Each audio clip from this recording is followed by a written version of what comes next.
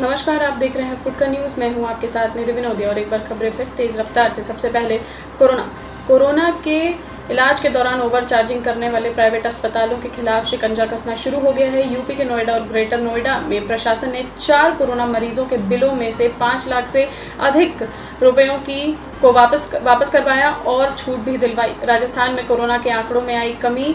पूरे राज्य में 1495 नए मामले सामने आए और 60 लोगों की हुई मौतें। एक्टिव मरीजों की संख्या 42,655 रह गई है। यूपी के सभी 75 जिलों में 18 वर्ष से अधिक आयु के सभी लोगों को निःशुल्क कोविड टीकाकरण शुरू हो चुका है। सीएम योगी आदित्यनाथ ने ट्वीट करके ये जानकारी दी और कहा कि आप सभी से अपील है कि कोविड प्रोटोकॉल का पालन करते हुए इस मेगा वैक्सीनेशन प्लान को सफल बनाएं। देश में पिछले 24 घंटे में कोविड-19 के 1,27,000 नए मामले सामने आए। पिछले 54 दिनों में सबसे कम दैनिक बढ़ोतरी। वहीं कोविड-19 से 2795 मौतें दर्ज हुई।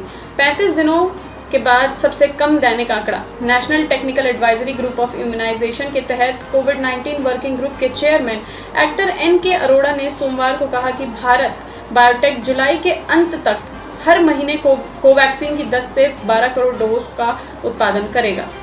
और अब राजनीति। पश्चिम बंगाल के सीएम ममता बनर्जी ने पश्चिम बंगाल के मुख्य सचिव अल्पन बंदोपाध्याय को अपना मुख्य सलाहकार बनाने की घोषणा के दौरान कहा कि हम डरते नहीं हैं, हम मरने के लिए तैयार हैं, और कहा कि हम सभी को इकट्ठा होकर केंद्र के खिलाफ आवाज़ उठाना चाहिए। कांग्रेस के नेता व महाराष्ट्र के मंत्री अशोक चौहान ने नितिन गडकरी को लेकर कहा कि नितिन गडकरी गलत पार्टी में सही व्यक्ति हैं। हम उनके काम की प्रशंसा करते हैं, लेकिन पार्टी उनके अधिकारों को कम कर रही है। गडकरी संबंधी मुद्दों को हम गंभीरता से लेते हैं। एमपी में बहुचर्चित हनी ट्रैप मामले में पेन ड्राइव अपने पास होने का बयान देकर प्रदेश की कांग्रेस के अध्यक्ष कमलनाथ उलझ गए। अब विशेष जांच दल ने कमलनाथ से पेन ड्राइव उपलब्ध कराने के लिए कहा है। हालांकि कमलनाथ ने फिर से कहा है कि पेन ड्राइव उनके पास नहीं है। पश्चिम बंगाल की सीएम ममता बनर्जी का पलटवार। कहा, मुख्यमंत्री और प्रधानमंत्री की बैठक के बीच बीजेपी नेता क्यों थे? बनर्जी ने कहा, पीएमओ मेरा अपमान करना चाहता है। समीक्षा बैठक में शुभेंदु अधिकारी को बुलाया गया। दूसरे राज्यों की बैठक में तो नेता प्रतिपक्ष को नहीं बुलाया जाता। यास तूफान की बैठक पर को लेकर सियासी घमासान। शिवराज सिंह बोले, ममता बनर्जी ने देश के प्रधानमंत्री का किया अपमान। कहा, पीएम बंगाल के लोगों के लिए वहां पहुंचे थे ताकि चक्रवात से प्रभावी लोगों के लिए राहत कार्य कर सके।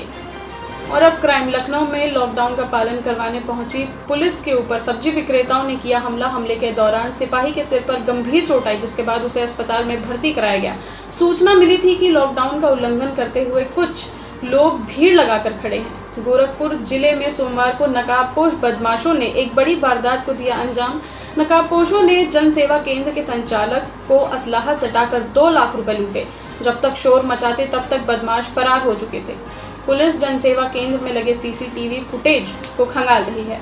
बाराबंकी में 6 साल की बच्ची की हुई हत्या। आंख फोड़कर लाश तालाब में फेंका। सूचना पर पहुंची पुलिस ने शक के आधार पर एक युवक को किया गिरफ्तार और शव को पोस्टमार्टम के लिए भेजा। अयोध्या में खेत के किनारे बने घर के कमरे में पड़ी मिली पति और पत्नी की लाश। सिर कूचकर की हत्या। मृतक की इकलौती बेटी और दामाद ने जमीन विवाद के चलते हत्या की आशंका जताई है। पुलिस ने दामाद के बयान पर अज्ञात के खिलाफ हत्या का मामला दर्ज कर लिया है। गोरखपुर में चुनावी रंजिश में भाइयों को घर में बुलाकर गोली मारी। एक की हुई मौत। गोली चलने की आवाज़ सुनकर आसपास के लोग जब तक इकट्ठा होते तब तक आरोपी फरार हो चुके थे।